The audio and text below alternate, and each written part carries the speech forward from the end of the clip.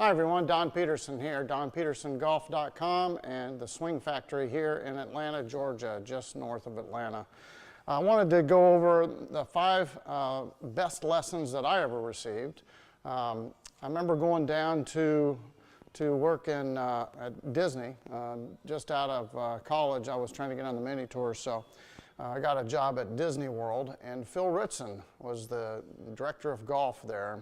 At the time, he was teaching a little bit with Gary Player. I think he was working with Andy Bean, a couple other players. But anyway, he did a lesson line, I think they called it, and I signed up. I think it was $50, which doesn't sound like much money, but back then $50 was quite a bit of money. And the funny thing was, it wasn't a private lesson at all. In fact, he had like 20 people out there. So I remember hitting some balls, and he walked up behind me, and you know, I was, just out of college. I played some college golf, but I was trying to make a living, so I was looking for changes. I wasn't a good enough ball striker. And so the first thing he told me was to tuck my right elbow in. He says, look, he says, when you come in, he says, I need you tucking that right elbow in. So he had me working on, getting my right elbow down in here when I was coming through the golf ball. So evidently I was coming over the top, and he was trying to fix that. So looking back at who it was and at the time, I don't recall how much it changed me. I just recall that it was the best teacher that I ever had a lesson from at the time. And I remember the lesson really well, tucking the right elbow in. So, okay, so number 2, the second best lesson I remember was a guy named Ralph Hutchinson. And Ralph Hutchinson had quite a history. If I recall, he was a Green Beret. He was a boxing champ. He grew up in Texas around the same time as Ben Crenshaw, Tom Kite, but he was about the age of Harvey Penick. So I believe that Harvey Penick is the renowned teacher that everyone knew worked with Tom Kite and Ben Crenshaw.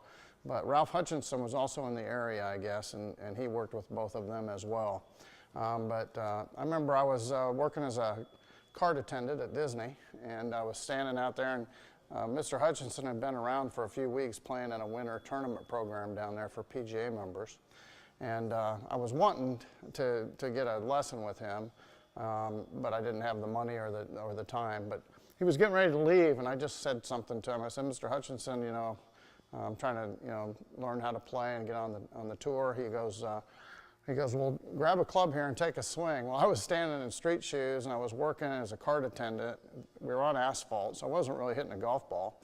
But I got a club out, and I took a swing, and he noticed, I guess, the same thing Leadbetter, Mr. Ritson noticed with us coming over the top. So his advice was, take this right shoulder. And he says, when you go back, he says, it's in the way, it's blocking. He goes, push that right shoulder around behind, get it behind your head. And again, at the time, I don't recall how much it helped me. In fact, I might have moved on from that shortly thereafter. But I remember the lesson because it came from a top teacher, and I actually use it now in a lot of my lessons. So it's a real popular thing that I use as an instructor as well. A lot of people block with that right shoulder, so clear that right shoulder out of the way, and you can come back down to the golf ball from the inside. So I say right shoulder, I'm right-handed, so trail shoulder. Okay, third best lesson I ever received was actually not a lesson for me, it was a lesson for someone else. I watched or observed Rena Ritson giving lessons, and she was talking to one of the mini tour players, so I just listened and watched. And she talked about sitting into the right leg, or the trail leg, or sitting into the trail knee, kind of a squat down or sit down position. And I remember after I listened to that lesson, I did go out and work on that tirelessly because I think a lot of people have a tendency to stand up. So I remember working and squatting and sitting into that trail leg until I felt like it was, solid. And I remember feeling that it gave me more power immediately. So that was one of the best lessons that I'd received, and I didn't even get it for me. It was she was teaching another player, but I was listening in. So I'll credit Rena Ritson for that one. Okay, the fourth best lesson I received was from David Leadbetter. when I was playing in mini tour events down in Florida, I visited Greenleaf, and Leadbetter was out there teaching. He was kind of a controversial teacher at the time, but I wanted to see if he could help me. So I went out there and I spent, if I remember right, it was about 3 hours working with him, but he videotaped us. We went inside, and he noticed that I was swinging back and breaking down. So he had me working a lot on extension, and I remember he wanted me to reach and kind of push the butt end of the club away from me.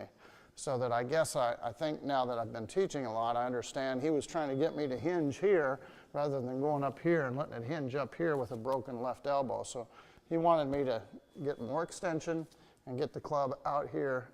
And I think when that happens, see, you're going to hinge and that trail elbow stays in, where if you keep going back, that trail elbow gets behind you, and that's trouble for a lot of golfers, especially those who are trying to play for a living. So I remember that lesson vividly and worked on that diligently, and it changed my career. I eventually won about a year after I took that lesson. So that was a really solid lesson that I recall vividly. Okay, the fifth best lesson I recall was a teaching pro that I went to work for at Rolling Hills in Connecticut, and it was a private club. And I got to play a lot of golf, and it was the head pro there was Joe Bostick, and Joe was one of the better swingers of a golf club really I've probably ever seen. He had just a gorgeous golf swing, could hit the ball very straight, and was one of the better players in the section year in and year out. But I played a lot of golf with Joe, so he got to watch me play and swing. I remember one time we were out, and I always did these practice swings over the ball like that before I got up to hit. And one time I hit a bad drive, and I was kind of disgusted, and he goes, "Don," he goes, "why don't you swing like you do when you have a practice swing?" I said, "What do you mean?" He goes, "Well, you know, when you swing, when you do your practice swing, it's on plane," and he says it looks free, it relaxed, and he goes, "and then when you hit it, it's more upright and it's out of position." So I remember we were starting to use video then, so I went in and videotaped my practice swing, and sure enough, my practice swing was right here, and my real swing was much higher. So I remember working, again, very hard on flattening my swing based on the baseball swing that I took before I hit the golf ball. So I have to credit Mr. Bostick, and an old friend of mine. I still see him every once in a while down at the golf show. So one of the best lessons I ever had, and I remember shooting I think I was one off the course record. Just after I worked on changing my swing, I shot a 65 at Rolling Hills there. And I can't remember if it was the course record or one off the course record. I remember Andy North played there. I think he shot 65 or 64, maybe 63. But anyway, that was a very good lesson. So those are my top 5. And a lot of those lessons, or the things that I learned in those lessons, obviously influenced how I teach as well. So come back and see us again, and check out youtube.com/MrBBGolf, and please like and subscribe to my channel here and my videos.